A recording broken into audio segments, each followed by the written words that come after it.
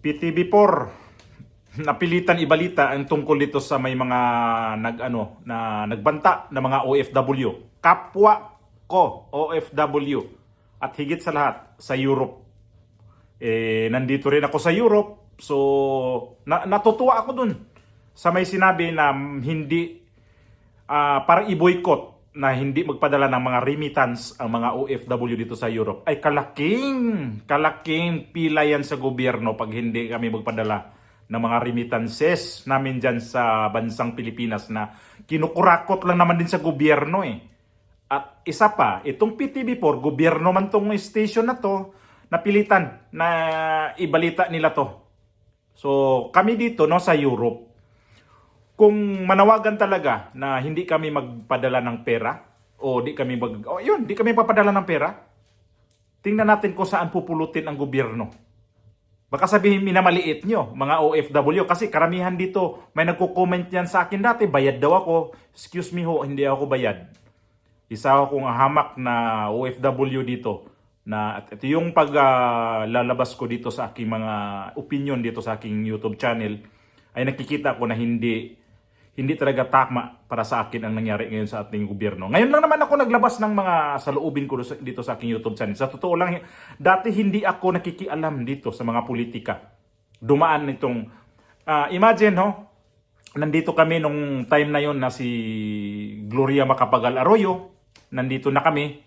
At mula noon, hasta kay Tatay Digong, hindi ako naglabas ng mga opinion ko tungkol sa gobyerno. Dumaan si Pinoy na ganun din. Ang pang-gobyerno niya, marang hindi maganda. Pero mas pwede pagtiyagaan si Pinoy. Pero itong gobyerno na to ngayon, hindi namin masikmura ng mga OFW. Yan ang totoong sasabihin ko. Hindi ko talaga masikmura itong gobyerno na to ngayon. Kaya napilitan akong lumabas dito.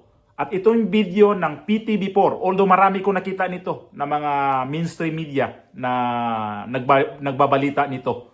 At itong PTV4, dito ako nag-react kasi alam naman natin ang PTV4 ay isa tong gobyerno. At wala silang nagawa nito, talagang ibalita nila. Kung hindi, napaka sinungaling na nitong gobyerno to lalo. Pasok ko muna yung video. Nanawagan ang Malacanang na maging mahinahon sa kabila ng plano ng ilang OFW at taga-suporta ni dating Pangulong Rodrigo Duterte na magsagawa ng Zero Remittance Week. Samantala, nanawagan din ang palasyo sa ilang grupo na maging patas sa pagpapahayag ng kanilang pananaw. Sana po ay malaman din po nila na ang pamahalaan at ng gobyerno ay tumutupad lamang sa ating batas. At may mga Pilipino rin naman po na nagreklamo, nag-file ng complaint laban sa dating Pangulong Duterte. Sana ay maging patas din po sila sa kanilang pananaw para po maibsan ang anumang pwedeng kahinatnan ng kanilang gagawin. Pero siyempre po, kung hindi po sila magkakaroon at hindi sila magre-remit ng kanilang mga maaaring ipadala sa mga pamilya nila, hindi lamang po gobyerno maapektuhan, pati ang kanilang mga pamilya. Parang nang mamakaawa si Claire Castro nung sinabi na yun, na paano kung tutuhanin naming mga OFW dito sa Europe na hindi magpadala ng mga remittance. Parang niya na mayroon naman daw, wag nyo kasing yung mga Duterte sa mga ganito, wag nyo nang idamay sa aming mga OFW, ano mga hinaing namin dito. Ang hirap nito ni Claire Castro, bawat galaw nito, kaagad-agad niyang mga Duterte. Pambihira naman kayo, Claire Castro, abogada ho kayo. May mga pinag-aralan kayo. Pero wag na, tuwing galaw ba naman, puro Duterte ang atake nyo. Kaya yung kaming mga OFW, saan ba kami may hinaing sa gobyernong ito? Bakit na lang kayo mag-usap-usap kayong nasa gobyerno na yan? Tutuusin ho, madam, kami ho ang gobyerno. Kami ho ang gobyerno ha. Kayo ho nag-apply sa gobyerno. Ikaw yung appointed sa gobyerno kung tutuusin. Kaya lang ikaw, masyado kang ngaw-ngaw ng ngaw-ngaw. Ngawa ka ng ngawa. Hindi na yung, parang tingin ko sa'yo, parang yung nagdako naman ng imong di ko nalang banggitin. Halata. Kasi puro ka ngaw-ngaw ng ginagawa mo. Kababaeng tao nito, ang laki ng bibig, mukhang hindi na rin nakaganda tingnan sa aming mga OFW yan eh, yung para kang ano. Ngayon pala, pagka sinabi na anong reaksyon sa gobyerno kung hindi kami mapadala, tiklop ka rin pala eh. Mahinahon ka kunyari, may po, magsalita pa naman to, hindi bagay magpo ng po. Parang puwersado lang yung pagkapo niya. Hindi siya bagay na ganyan na tahol ka ng tahol dyan sa ano, sa ang kinakalaban mo rin. Ito yung mga ano, mga tao din. Kami nagpapasweldo sa inyo. Kami ang gobyerno. So, kung tutusin, kaya lang, kayo, nandyan kayo, nakaposisyon sa panggobyerno. Kung tutuusin, kami dito, ang gobyerno. Kami mga tao. Kami mga OFW, kung ituloy namin to na hindi kami magpadala talaga ng pera, na mga remittance namin, pilay ang gobyerno. Yung sinabi na one way, ano ba yun? Ano ko sa ibang ano eh, na isang... May inilulunsad pong global campaign, yung ilang grupo ng mga OFW po, particular yung Maisog Croatia sa Europa, kung saan ikakasa daw po nila yung Zero Remittance Week mula March 28 hanggang April 4. Parte daw po ito ng kanilang kampanya para po maibalik sa bansa si dating Pangulong Duterte. Ano pong reaksyon ng Malacanang dito, lalo na't may potential po itong epekto sa ekonomiya ng bansa at syempre malaking parte po ng GDP ng bansa ay mula ho sa remittances ho ng mga OFW. Of course, mas gugustuhin po natin na maging mahinahon ang bawat Pilipino sa ganitong klaseng issue. Sana po ay malaman din po nila na ang pamahalaan at ng gobyerno ay tumutupad lamang sa ating batas. Kung tutuusin talaga kung ilang buwan namin hindi kami papadala, ano mangyayari sa Pilipinas? Buong mundo ha, pag magsabi ang mga OFW talaga na hindi kami mag-remittance, kahit lang siguro ilagay namin ng isang buwan yan. Kasi sa isang buwan, magkano ang remittance sa buong mundo ng mga OFW? Yearly nga lang, sa yearly, magkano ang yearly nga namin? $30 billion ang aming contribute sa Pilipinas. Kaya taas kong noo na sabihin ko sa inyo na huwag kayong yabang kasi itong kayabangan nyo may hangganan yan. Kami dito mga OFW sa ibang bansa. Nandito kami. Nagtatrabaho kami dito. Kahit anong trabaho, sinasagupa namin kasi nakikita namin sa Pilipinas walang chance eh. Wala kaming maano diyan, makikita na may pag-asa.